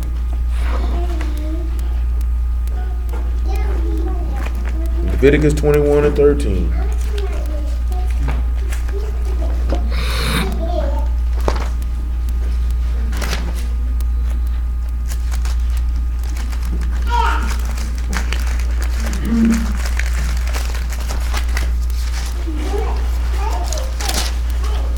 It says, and he shall take a wife in her virginity, a widow or who? A widow. Who is this referring to? If y'all don't know, this is referring to the high priest. He has to take a wife that is what? A wife that is a virgin. A pure woman. A widow. A widow. Or a divorced woman. Or a divorced woman. Or profane or a harlot. These he shall not take. So what type of women he can't marry? A widow, a divorced, or profane or harlot. He can't do it. But he shall take a virgin of his own people. That's a hard thing, because when you turn around and look at it, Yasharal was a whore, she was profane, and she was a widow. But see, and she was divorced. Basically, see, the high priest can't have a woman who's been touched before. She got to be. I seen a dude talking about that they were clowning, talking about, but he eventually backtracked on his statement. They were trying to clown Nas for messing with Nicki Minaj, and they say, why does he want somebody's leftovers? He said, man, you don't know if that woman's a whore or not. He said, every woman's somebody's leftovers. You know what I'm talking about? And then he said, you know what? I have to take my statement back. He said, because I'd have met with some of the most trashiest, sluttiest women in the history of mankind. What are you talking about? No, because he sat back and thought about it. And he said, you know what? I don't even know this woman. You know what I'm saying? Because regardless of what her public persona may be, you know what I'm saying? Niggas just make assumptions. Oh, such and such hit her. This, that, then the third. And that's just the lamest thing ever, because you not around them niggas. You don't know what them people doing with their penis or their vagina. You know what I'm talking about? Some of them women could be the biggest prudes you ever want to meet, and that's just their public persona. Yeah, You know what I'm saying? You know what I'm saying? and some of the women who you think are the most classiest are the biggest sluts in the world. You know what I'm saying? Because clearly Gabrielle Union just let us know that she is clearly a very, very freaky woman. But that don't make her no whore though. No, I don't make her no whore. That's why I said a very, very freaky woman. But most people looking at her wouldn't think that she would like to put her mouth on a man's anus. And she very proudly stated that she likes to do this. Clearly. For all the men she's ever been with. Ever been with. Ever. Most of them athletes. Athletes. You know what I'm talking about? Nigga looking at Dwayne Wade like. I mean, looking boy. What do you say? It ain't no way you can even. If your girl come out and say that, ain't nothing you can really say. No. But again, your brushes ain't He a grown high man. He can be whatever he wants. He also a suspect man because there is no masculine way that can be done. Yeah. There's no masculine way that can be done. Yeah, it ain't. It ain't. It just ain't. That can be done. I'm sorry. You know what I'm saying? Never mind. Yeah, thank you. Yeah, you like this here. You in a compromising position. So all I'm looking at is this here. Where does it stop? Leg up, toot it up. You don't matter. Hey. Where does it stop? Yeah, you sour all the way around. Yeah, I mean, but they dressing. Everybody knew he was sweet though. I be like this here, right? I mean, I know that's new age stuff. I ain't with it, you know, little suspect, you know. Yeah, that nigga had on a romper. Yeah, he had on a romper. That nigga had on a romper, little male skirt. Yeah, he had on the skirt and the romper. Oh, he always been doing. He always been doing. He always been doing. No, he was dressing like that for. He started dressing like that when he started hanging with LeBron. Yeah, he was. Yeah, I can't put that on Gabrielle Union. But Westbrook be doing the same thing. So do. He be doing the same thing. But you know, it ain't no. He ain't never put on the romper. He had on the male skirt. He had on the man skirt though. Yeah, Dwayne Wade be going to. They be going to Fashion Week and all that. No, I mean, no, them niggas just into that. Like she said, like them niggas go to the Fashion Weeks and they go to all them shows. Them niggas into that. I'm not into that. He ain't married, so he ain't really in the spotlight. What's Whooper is married? He just had a child. Clearly you didn't watch the MVP thing that he got because he definitely went to Boohoo crying talking about his son. Oh no, I didn't see that. I retract my statement. Yeah, he's definitely married. His wife's nice looking lady too. You know what I'm talking about? Sweet looking nigga. Alrighty. I don't know. I this here though, right? This here, like I know this here. Where I probably would have looked at her like, you know, Gabby, it's all good. Know that you like to lick on my booty. You didn't have to tell everybody though. Could have kept that between me and you. You could have kept that between me and you. Clearly. No, yeah. Clearly, cause I was the first day. I know. I just seen Gabrielle Union say she told his sons, "You stay away from the white women, the Cuban women in Miami. You leave them hoes alone." And all you can do is this right this here, my nigga. Gabrielle Union said, "Leave them white hoes alone." Say she told Dwayne Wade's son, "Leave them white hoes I'm alone." talking about rice and beans. You can get a Haitian for rice and beans. Shoot, you can get a Jamaican for rice and beans. Yeah, I said you can get any islander for rice and beans. Shoot, at that point, you might well go and get your Asian woman if you feeling like that. I don't know. I ain't seen some Asians with the beans. They throw little beans in them. Yeah, that's about it. Yeah, beans is beans. Leg wings is leg wings. Nevertheless. Yeah, you know, edamame, that's soy. That ain't regular beans looking for. It's like this here. Yeah, you better leave them strange women alone. Sure, drink water at your own well. They come. We done had that like this here. I utterly refuse. I'm talking about I was not made to be married to a stranger. My mind don't work that way. You have a Hamite and not even know it. Right up under your nose. Mm-hmm. I know she a Hamite because she gonna be around here. She just gonna break out of this, start saying sayings in the middle of the house for no reason. Like this, Audible Bay, what is you talking about? What you got going on?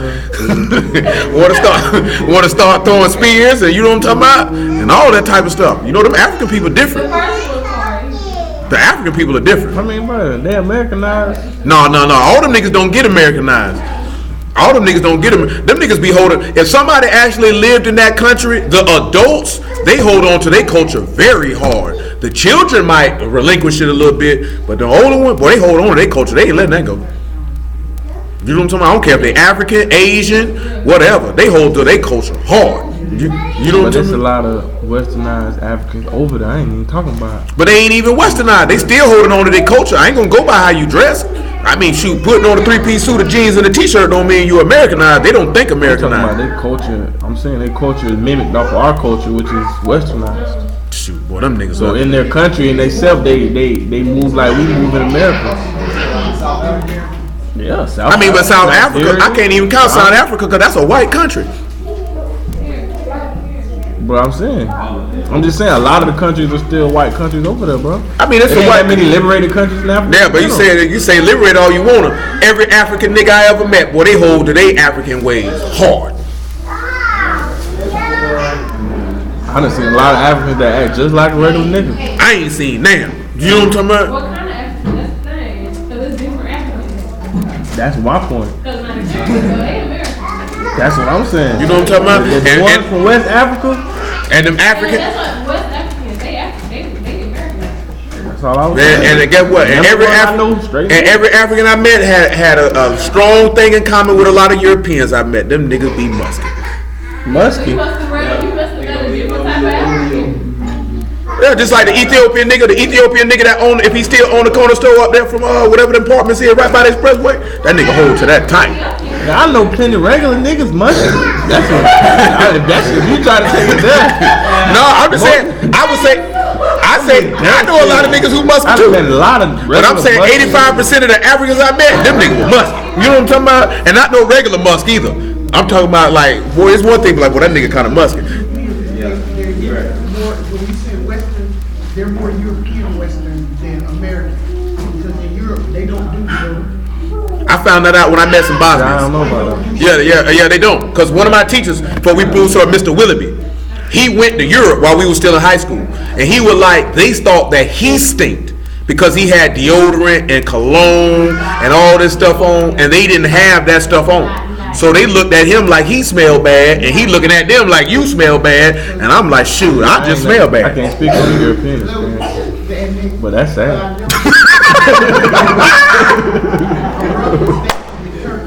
And when they came back, my nephew was nuts when he found out.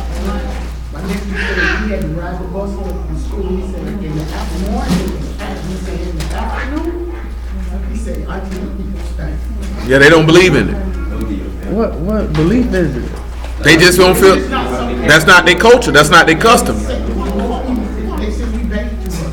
Yeah, they say, yeah, they definitely do. I think I told somebody here about an article where they say you should only bathe 2 or 3 times a week. So you gonna run off with my word? You know what I'm saying? They really do believe that Americans bathe too much. They say it is not necessary. They feel like it's not necessary for you to bathe 7 days a week. You go to work every day, you need bathe every day. I don't care what you did. Go ahead and put some water to your lower regions, because that stuff goes to stinking. You know what I'm saying? Put some water to it. Especially if you live in a warm place like Florida. You ain't got no business going the whole summer bathing periodically. You know what I'm talking about? Boy, you got pubic hair on your body, arms and on your genitalia. You might want to go ahead and wash that up. Sure can sweating though. I wouldn't care. Boy, my granddaddy used to be like this here. I'd be like, he'd say, boy, you need to go take a bath. I say, but I've been in the house all day. And your point, go hit it. That's what you can say. Go hit it. Yeah, them white folks in Europe really do believe that Americans bathe too much. I care what you say. I'm clean. Guess what? You look in our law, them people bathe.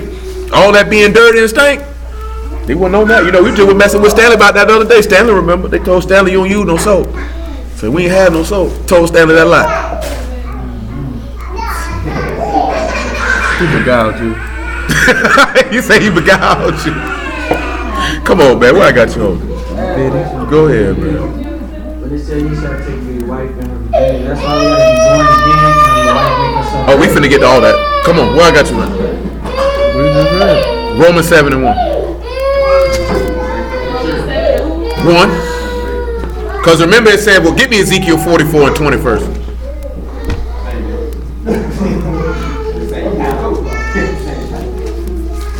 Because I ain't going to get all this today. I have to come back, finish it on Wednesday. 44 and 20. It said, neither shall they shave their heads nor suffer their locks to grow long. They shall only pull their heads. Neither shall any priest drink wine when they enter into the inner court. Neither shall they take their wives or widow, nor her that is put away, but they shall take maidens of the seed of the house of Yasharal. Say they can't take a what? They shall take maidens of the seed of the house of Yasharal, or a widow that had a priest before. So the only way they can marry a widow is that she had to have had a priest before. That was Ezekiel 44. We done dealt with this before. Yeah, that's real. The only way a priest can, and this is the kingdom. She gotta have somebody. She's got to be set apart. That's funny. And again, and guess what that take us back to? And that take us back to the point what I be telling you, right? You can't tell me you a righteous man and you want a wicked woman. You know what I'm saying? Because if you say we supposed to be kings and priests, because doesn't the book say that he made us kings and priests? So if you're a king and a priest, how would you not want a set apart woman? That doesn't make any sense.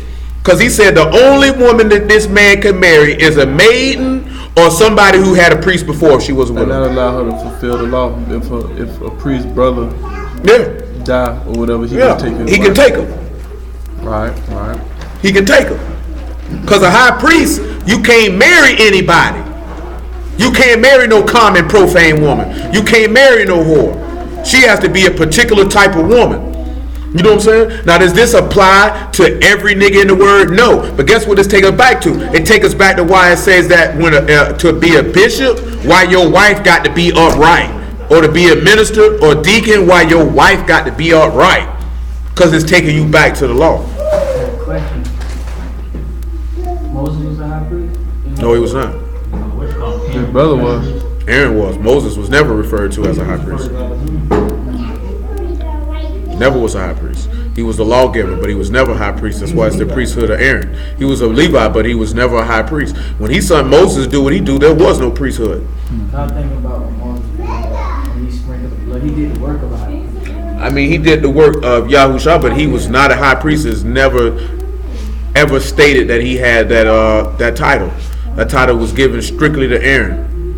Because at that point, then he would have had to do it twice. Moses, you were high priest, and Aaron, you were. After he made Aaron high priest, Aaron did all of that, and Moses did not. Him sprinkling the blood on the book of the covenant is something totally different. And all that was established after the book of the law was given. Yeah. Once he made Aaron high priest, Aaron did all that work. His sons. That was it. That makes sense. That's the thing I was explaining to my cousin, because my cousin was saying that Yahushua is not a priest after the order of Melchizedek. That is somebody else, based off of what it says, another tribe. And I'm like, you got to be the most misinformed, ill-read individual I've seen in a long time. But from not knowing the law, because anybody can, there's certain things that pertain. Most brews don't know there's a difference between the priesthood of Aaron and a Levite. They're not the same thing. They are the same thing, but they're not the same thing. Because to be of the priesthood of Aaron, you must be a Levite, but just because you're a Levite does not mean you're of the high priesthood. It's two different things. Which, of course, dealing with the law, we're finished when we started dealing with the priesthood. You know, we started that a while back.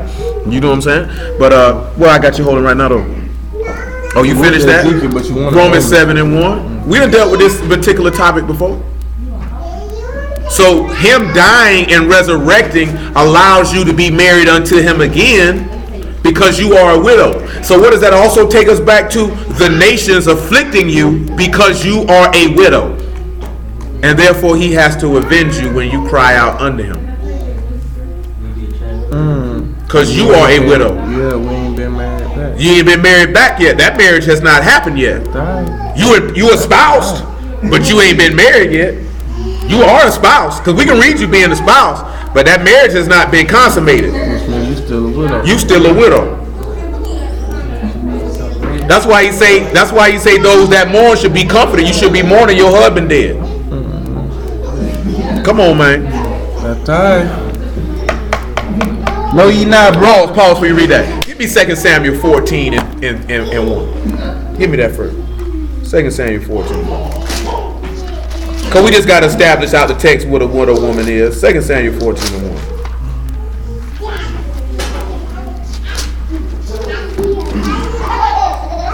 It said, now Joab, the son of Zeruiah, perceived that the king's heart was towards Absalom. Yeah. And Joab sent to Tekoa to fetch thence a woman and said unto her, I pray thee, frame thyself to be a mother, and put on now mourning apparel. He told her to frame herself and put on what? Put on mourning apparel. Now, when they say mourning apparel, what y'all think this means, right? Because there's certain things that the books talks about that. Does anybody have any idea what that could mean? Mourning apparel. That's that one, right? No, that's something totally different. Y'all think about sackcloth and ashes. When you talk about mourning apparel, it's just a widow's garment. The same way when somebody dies, what's the color most people put on at a funeral? Put on all black. You know, they might even go buy outfits specifically for them to fall out in the church and do all that screaming and hollering. You know the funnest thing black women like to do in the church when somebody dies?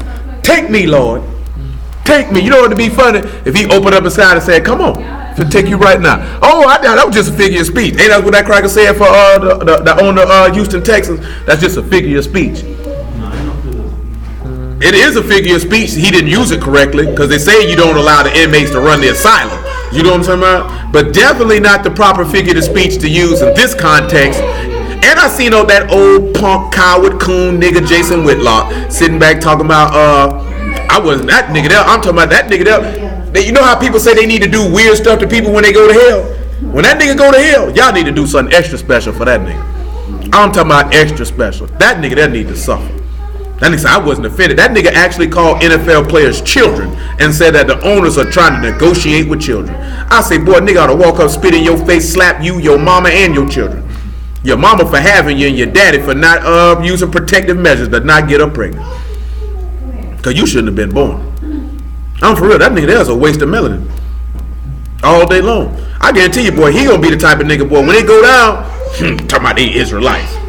Take you around there to them niggas right now and kill them. That nigga a buster, boy. You know, I don't know if some of y'all seen that when the dude, what it is, Kid from Kid and Play, whichever one that was, when he had a nigga dress up like Kaepernick, that was Jason Whitlock brought that nigga out there to dress up like Kaepernick. Okay, so this Kid, I can't remember which one is which. It's been a long time.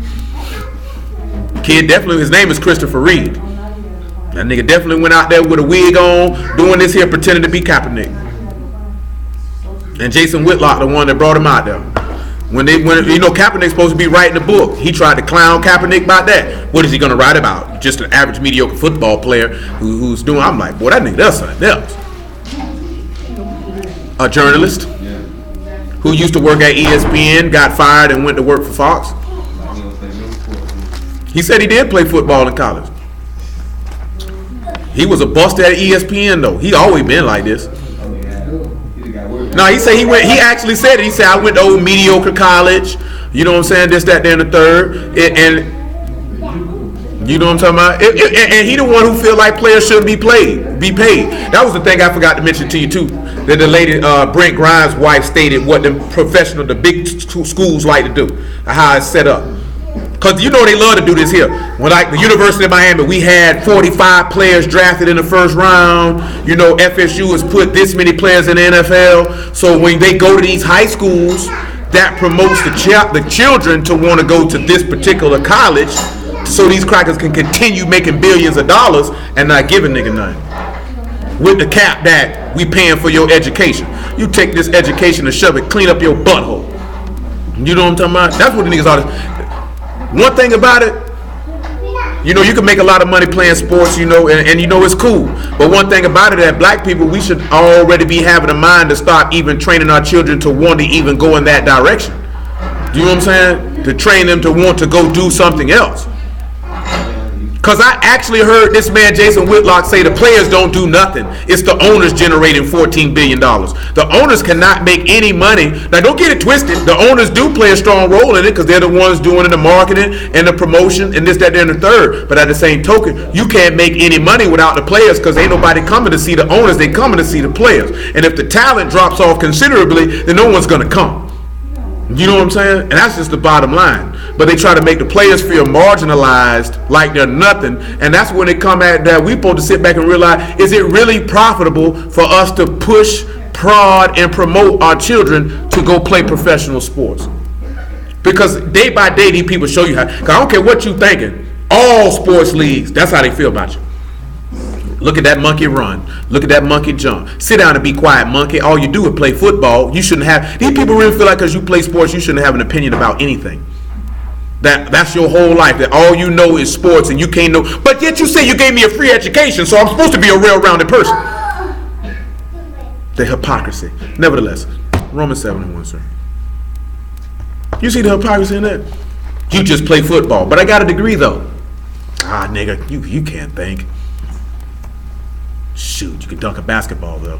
You make me feel good. That's all them crackers look at sports is when they feeling bad, they want to blow their brains out and give them an escape from reality.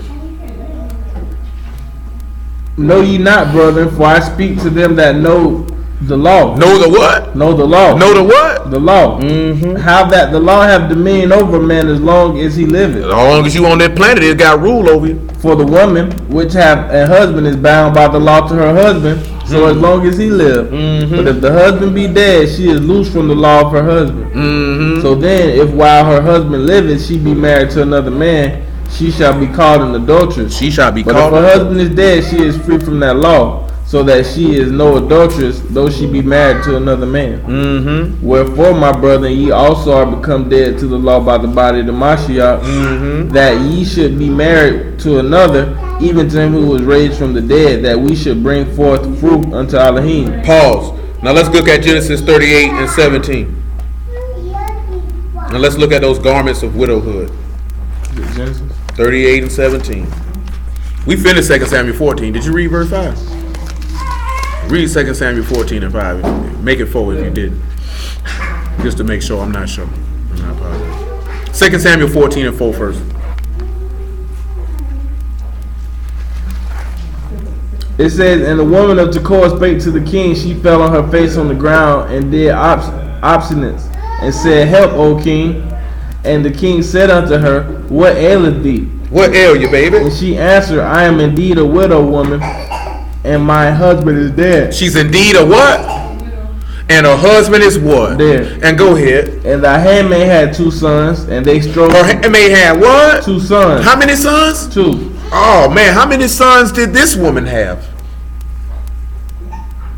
2. No, I'm talking about the other woman. 2. Yasharal and Yehuda. Yeah, that's what I was looking for you to say, sir. Nevertheless, thought you'd be able to catch along when we were here. I did say 2. Yeah, but we were looking for the names, sir. You say no, too. Looking for the names. You didn't help me out where I wanted. But you gave the same answer though. You didn't. Yeah, but I wanted you to get the names. Okay. You didn't catch where I was trying to I'm steer sorry. you. Yeah, I'm trying to steer you to say the names. I'm sorry. You know? And the 2 strove together in the field. They did the 2 struggle what? They strove together in the field. They what in the field? Strove together. Now, how is this going to be the 2 sons fighting each other? No, and this one here, if you got 2 sons and they Yasharal and Yehuda, right? What tribe did master come from? And what did Yasharal do with Yehuda? Or the master in this instance, they fought with him. Which we looked at when they were talking about oppressing a stranger. They fought with him in the field. Go ahead. It says, and there was none to part them. But There was nobody to what? part them. Was there anybody to separate the people from a Mashiach? No, it was not. Go ahead. But the one smote the other and slew him. The one did what? Smote the other and slew They him. definitely slew a Mashiach, didn't they? Go ahead. And behold, the whole family is risen against thy handmaid. The whole family done risen against your handmaid. And they said, Deliver him that smote his brother, that we may kill him. For the life of his brother whom he slew, and we will destroy the heir also. And so shall they quench my coal which is left, and shall not leave to my husband neither name nor remainder upon the earth. He wanted to blot him out of the earth for this. And that's a whole nother matter. We'll venture back to that another day because I'm short on time. Come on over here to Genesis 38 and 14. Make it verse 14. It says, and she put a widow's garment from off her and covered her with a veil, and wrapped herself and sat in the open place, which is by the way of Timnah. For she saw that Shelah was grown, and she was not given unto him to wife. And when Yehuda saw her, he thought her to be a harlot. He thought her to be a what? A harlot. He thought her to be a... She put off her widow's garments, right? That would have said, right? Go ahead. And it said because she had her face covered, or cover her face. And he turned into her, by the way, and said, "Go, I pray thee, let me come in." And you know what's funny? That you know how Bruce be always telling that them women they need to cover their face. Let me come in. And the law say if she had her face covered, they would have assumed her to be a whore. Do you know what I'm saying? Because you got a lot of Bruce that put the women that put the little part cover they, you know what I'm saying, nose and mouth. But you just seen right there, she had that on her face. He thought she was a slut. She thought she was tricking. You don't have to see my face. I got the goods. Muslims put on a whatever they call it, they whole body cover. Yeah, they cover their ears, eyes. But guess what though? Them some whorish people though. Don't let them people fool you. They good and wicked. You know what I'm talking about? They good and wicked. They like to talk Buddha around all day long. They try to make you feel like they pious and upright. Them Arab women like this here, they dropping it like it's hot. Freaking Muslim. I'm just saying.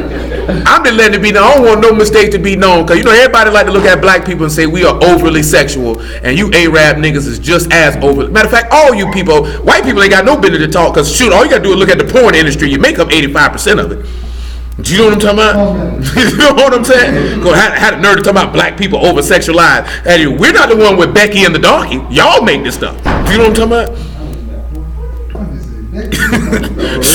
For real. Y'all the ones came up with gang bangs and make videos out of this stuff. Beauty and the Beast.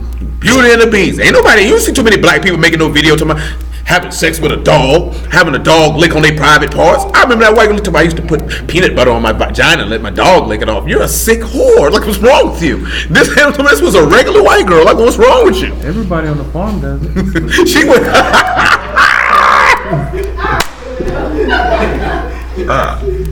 The worst part was she wasn't on no farm. That's sad. She was just a regular suburban white girl. You know what I'm saying? City I living. don't know what you go in the summertime. What you do in the summertime? I'm high. I'm gonna call Fido and you like how y'all come up with this stuff?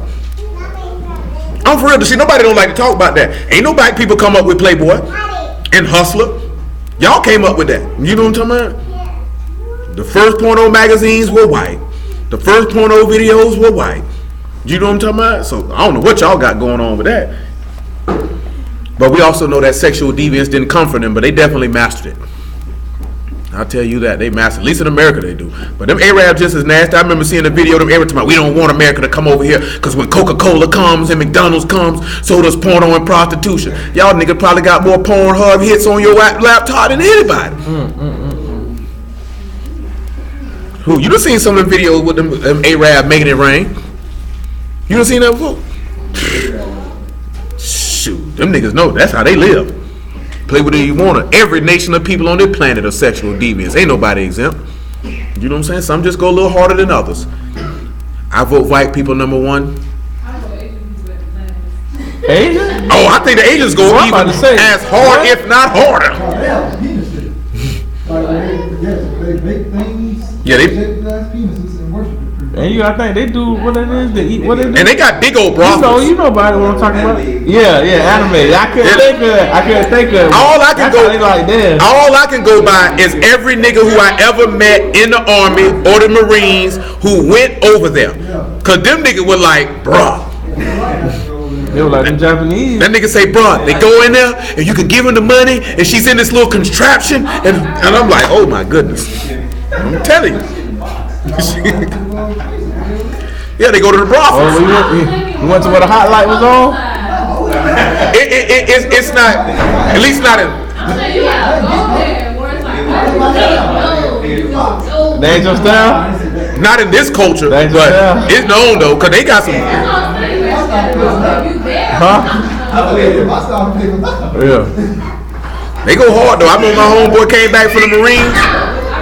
He was in Japan, and he was like this here. He said he did not want to come back. He said he did not want to come back. That man said he had a sexual pleasure and experiences he never thought he could ever have, and he couldn't wait to get back to be deployed there. That's why you seen a lot of dudes when they get deployed from overseas. That's why it's a lot of half black, half Asian children over there. Cause I know they say them niggas was definitely impregnating all them Vietnamese women during the Vietnam War. Whole bunch of mulattoes over there. Going hard. They said, like they said, you know, that's where they get the that phrase from. That's what Luke put that on his song. That was condemnation people. Me so horny, love you long time. That's what they like to say. Like he say, it is the flesh. If you in flesh, it's wicked. It's wicked. Ain't nobody exempt. Ain't nobody exempt. They just like to make us seem like we just the worst at everything. You know what I'm saying? But I seen the dude Lord Jamal write a rapper, right? He made a strong point. And they say if you look at any religion, there's never been a white prophet. Like even in the Greek pantheon, they ain't got no prophets. You know what I'm talking about? They got a lot of philosophers and dudes who talk stuff, but there's nobody classified as a prophet. You know what I'm saying? When you look at Hinduism, ain't no prophets in Hinduism. You know what I'm talking about? Shoot, Buddha might be considered to be a prophet, but if the Indians, I thought they believed Gandhi was a prophet. No. They just believe white though. No, they believed him to be a state. They don't have prophets. They have sages and gurus and Bengalis is what they call. Well, ain't none on white. So.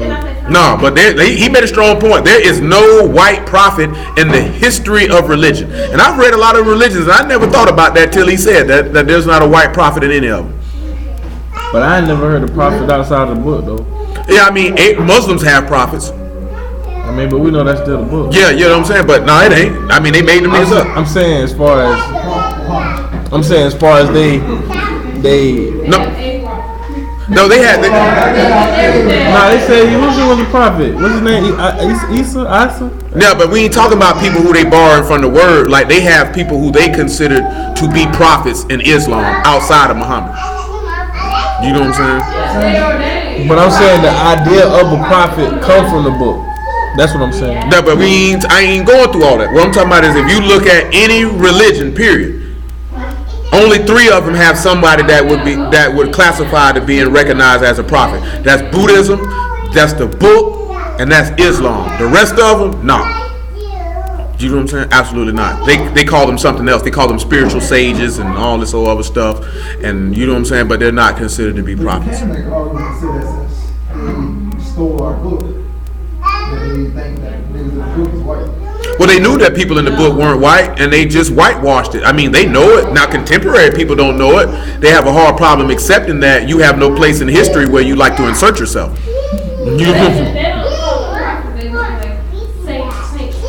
Oh yeah, that's what they did. They made people. Yeah, Saint Thomas. They made Pope John Paul a saint. So what that take? Somebody who actually was alive during y'all lifetime.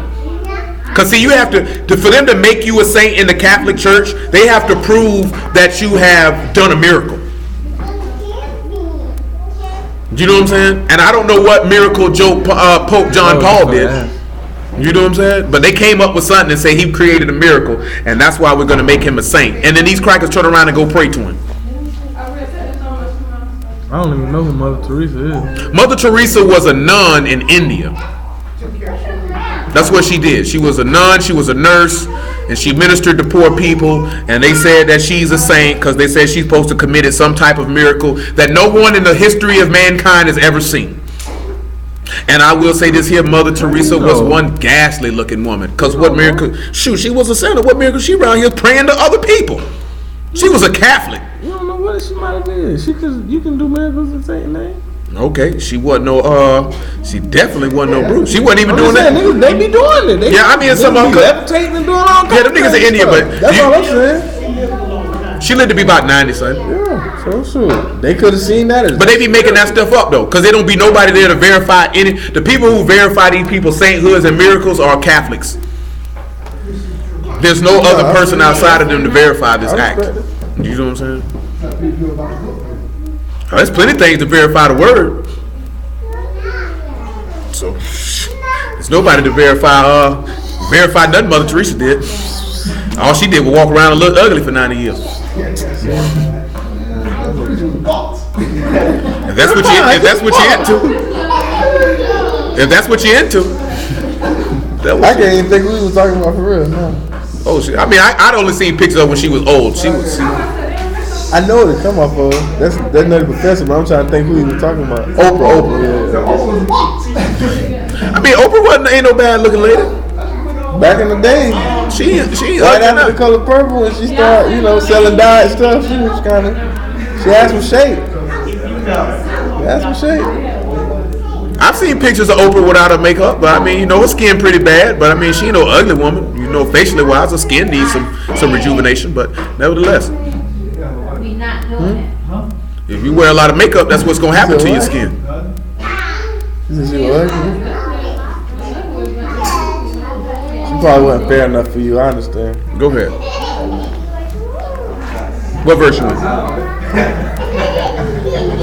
What verse you You had in? 38. You in verse 38. No, chapter 38. I said what verse you in?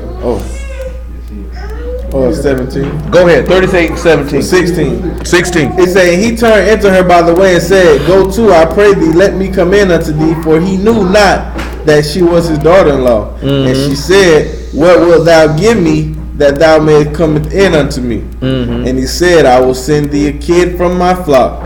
And she said, "Wilt thou give me a pledge till thou send it?" And he said, "What pledge shall I give thee?" And she said, "Thy signet and thy bracelets and thy staff that is in thy hand." And he gave it to her and came in unto her, and she conceived by him. Notice how she said she put off her garments of widowhood, right? I want you to pull me Isaiah. Well, get me Lamentations 1:1, and then Isaiah 54 and 2.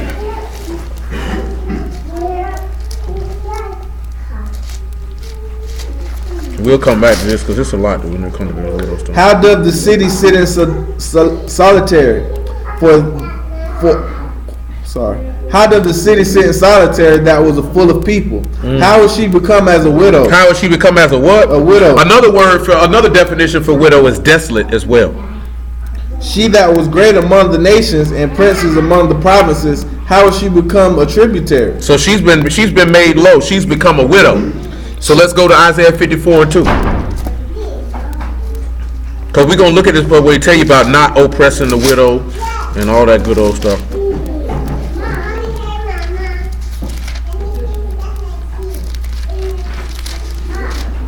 It says, "Enlarge thy place of thy tent, and let them stretch forth the curtains of thy habitations. Spare not, lengthen thy cords, and strengthen thy stakes. For thou shalt break forth on the right hand and on the left, and thy seed shall inherit the Gentiles, and make the desolate cities to be inhabited." See how he just said that? He'll make the widow city to be inhabited. Because your city is a widow right now.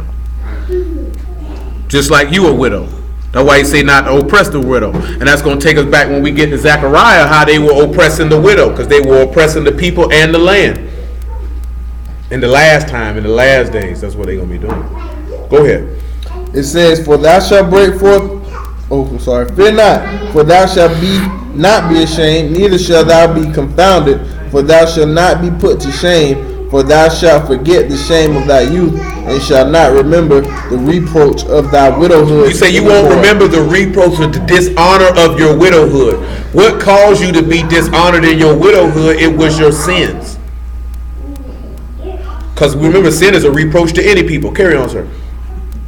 It says, "For thy maker is thy husband." Your maker is what? Thy husband. Is your what? Thy husband. Go ahead. Yahuwah of hosts is his name, the Redeemer, and the Kadash one of Yasharal. Who redeemed you from death? It was Yahushua, was it not? So let's look at 2 Corinthians 11:1, and this will make this a lot different, make a lot more sense.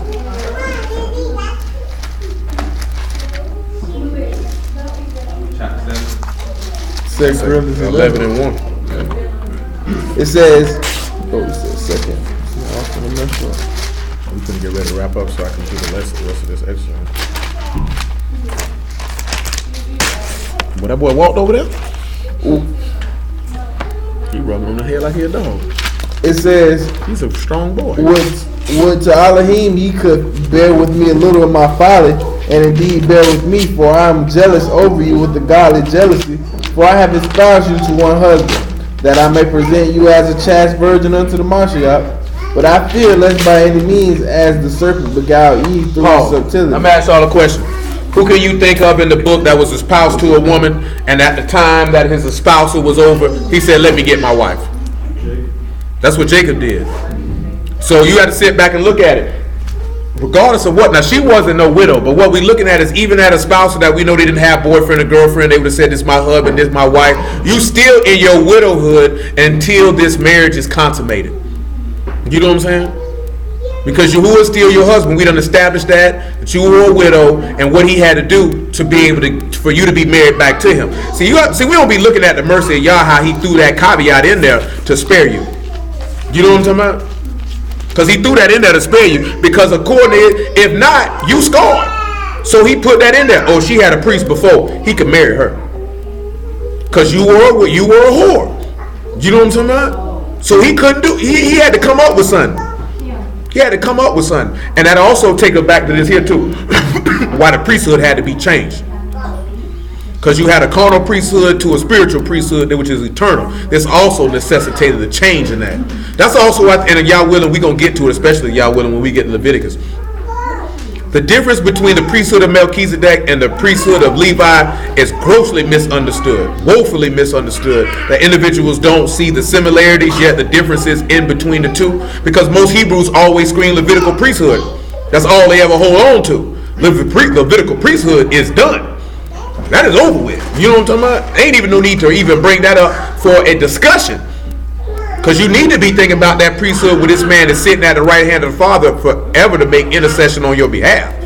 You know what I'm saying? Who doesn't need to go in the temple yearly to make atonement for your sins because he did that once when he offered up himself. He don't need to do that. But Brews miss that because they are carnal. At the end of the day, niggas miss everything because they are carnal.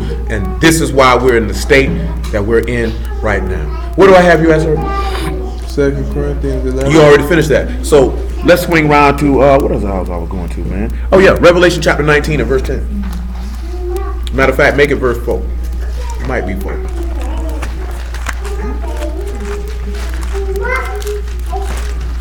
Smell like Fruit Loops. Nah, make it 19 and 7. Revelation 19. It said, "Let us be glad and rejoice and give honor to him, for the marriage of the Lamb is come, and his wife has made herself ready.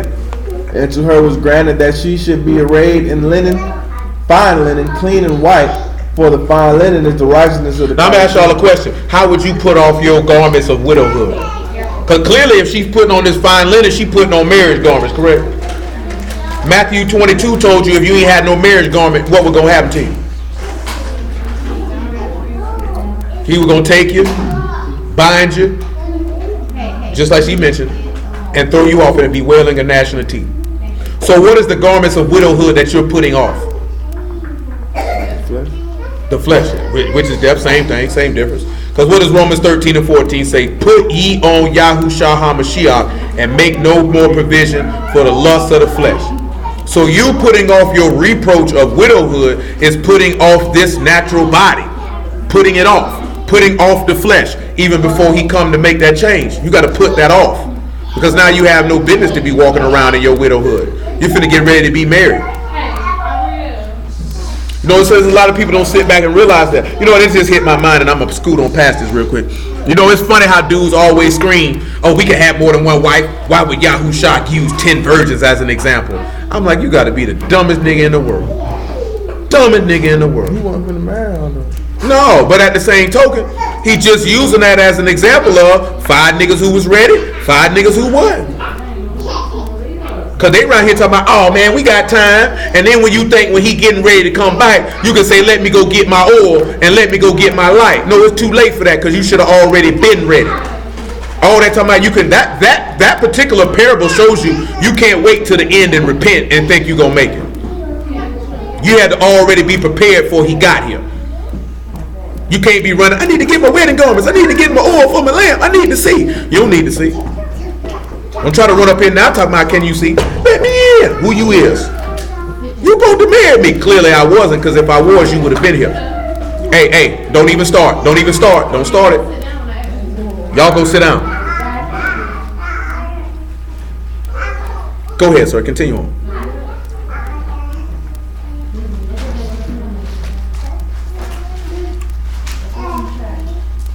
It says, he said unto me, right, Baruch are they which are called into the marriage supper of the Lamb. And he said unto me, these are true sayings of Elohim. And I fell at his feet to worship him. And he said unto me, see thou do, now you're saying, do it now. Oh. I am thy fellow servant. That's good. He say blessed are those that are called to the marriage supper of the Lamb. So that's when you actually, your widowhood is put off and you actually married again. See, we're in a spousal right now. And you're supposed to know how to carry yourself while you're espoused. You know what I'm saying? If you espoused to another man, you engaged to a man. You're supposed to know how to conduct yourself in that time period. This is why the law state that if you find a woman and you find some level of uncleanliness in her, and you go ahead and you can be able to put her away, because clearly she didn't know how to handle herself during the time of her spousal. You know what I'm saying? So in the time of your spousal, you're supposed to be making yourself ready and prepared to be married to your husband. That's what a lot of people don't be looking at when they tell me, I want to be married, but you're not preparing yourself to be someone's husband. You're not preparing yourself to be someone's wife. And if you say you are serving the Elohim, you're supposed to be preparing yourself to be a wife to your husband, male or female. It doesn't make a difference. You know what I'm saying? How can you want to take on a position that you're not prepping and preparing yourself to be able to enter into? You know what I'm saying? So we want to be the wife of Elohim, but yet you want to live like a harlot. You want to live like an immature woman. You know what I'm saying? The same token, they say they want to be a husband, but they can't be real enough to say I'm not ready to be nobody's husband. Cause I need to do A, B, C, D, E, F, G. Let me prepare myself to be somebody's husband. Then once I prepared myself to be, because niggas don't want to wait. This is not saying that it shouldn't take you 10 years to do it, but you should at least take you some time to get your mind right. You know what I'm talking about? You get your mind right, then you can understand your role, then you'll know how to fulfill it and play it. Even with Yahushua, it took him 3.5 years before he could say, now I'm ready to be your husband. You know what I'm saying? Now, of course, we know he was ready to be a husband from the jump street. Do not come over here with this. You know what I'm talking about? You have to look at this here, man. It's always prepping and preparing yourself to enter into a position. If you don't take the time to prepare yourself for it, when you actually get in that position, you're not going to be able to handle it. You're not going to know what to do. Nevertheless, yeah, we'll stop it right there for the moment. Hallelujah for Yahushua. We slow it down right here for the moment.